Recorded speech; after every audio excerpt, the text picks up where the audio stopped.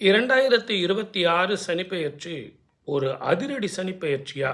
ஏன் அப்படி சொல்கிறீங்க அப்படின்னு கேட்டிங்கன்னா, இதில் நிறைய விஷயங்கள் நம்ம பார்க்கணும். 12 ராசிக்காரர்களுக்கு வெறும் சனிப்பெயர்ச்சியை வச்சு நம்ம பலன் சொல்கிறதுங்கிறது அவ்வளோ உச்சிதம் இல்லை. ஏன்னா வாக்கியப்படி கும்பத்தில் இருந்து மீனத்துக்கு போகிறார், அது உண்மைதான். எப்போவுமே சனிக்கு பார்வை பலத்தை விட ஸ்தான பலம் ரொம்ப அதிகம். ஆனால் மிகப்பெரிய ரகசியம் என்ன அப்படின்னு கேட்டிங்கன்னா, 4 மாதம் இல்லைன்னா 5 மாதம்தான் மீனத்தில் இருக்கார். அதுக்கு பிறகு வக்கரகதி அடைகிறார். மறுபடியும் அவர் மேஷத்துக்கு போகிறார். இப்படியெல்லாம் தன்னுடைய ஸ்திதியை, தன்னுடைய சஞ்சாரத்தை மாற்ற போகிறார் சனீஸ்வரர். நல்லா கவனிங்க. அதே மாதிரி தான் குருவும். குரு இந்த ஆண்டு பார்த்தீங்கன்னா, ஆண்டு தொடக்கத்தில் மிதுனத்தில் இருக்கார். 12 ஆண்டுகளுக்கு பிறகு குரு உச்சம் பெற்று கடகத்தில் வரப்போகிறார். அதுக்கு பிறகு பார்த்தீங்கன்னா 5 மாதம்தான் இங்கே இருக்கார். அதுக்கு பிறகு அவர் சிம்மத்துக்கு போகிறார்.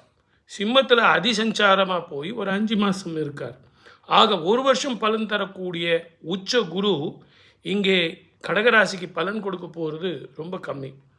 எல்லோருமே குருவனுடைய 9ஆம் பார்வை சனீஸ்வரருக்கு இருக்குது அப்படின்னு நிறைய பலன்கள் சொல்லிக்கிட்டு இருந்தாலும் இந்த கால்குலேஷன்லாம் பண்ணித்தான் தீரணும்.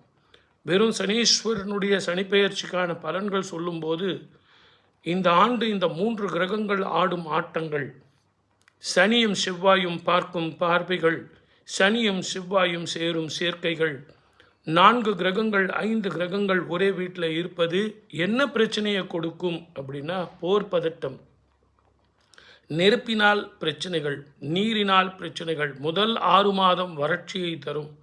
அடுத்த 6 மாதம் வெள்ளத்தையும் நீரினால் அபாயத்தையும் கொடுக்கும். முக்கிய தலைவர்களுக்கு உடல் ஆரோக்கியம் பாதிக்கும். முக்கிய தலைவர்கள் அரசியல் தலைவர்கள் மட்டுமல்ல, படித்தவர்கள், சமூகத்தில் மிகப்பெரிய பதவியில் உள்ளவர்கள் பயணத்தில் கவனமாக இருக்கணும். நேரத்துக்கு சாப்பிடணும். கண்ட நேரத்தில் கண்டதை சாப்பிடக்கூடாது. மிக பொறுமையாக இருக்க வேண்டிய காலம். நான் அவனை நம்பினேன் இவனை நம்பினேன் அப்படிங்கிறதுலாம் சரி கிடையாது. இரவு பயணத்தை 9 மணிக்கு மேலே தவிர்ப்பது நல்லது. ஆகவே இந்த 3 கிரகங்கள் இந்த ஆண்டு சரியான பாதையில் இல்லை. இந்த சனி வக்கரம், செவ்வாய் வக்கரம், குரு வக்கரம், இது எல்லாத்த விட அதிசாரம், வக்கரகதி அப்படின்னு ஏக குளறுபடியில் இருக்கிறதுனால தான் இந்த சனிப்பெயர்ச்சி ஒரு அதிரடி சனிப்பெயர்ச்சின்னு நான் சொல்லியிருக்கேன். இன்னும் நம்ம ஒவ்வொரு மாதமும் இந்த பலன்களை பார்க்கும்போது இன்னும் விரிவாக பார்ப்போம். சப்ஸ்கிரைப் பண்ணுங்கள், ஷேர் பண்ணுங்கள், பேசுவோம்.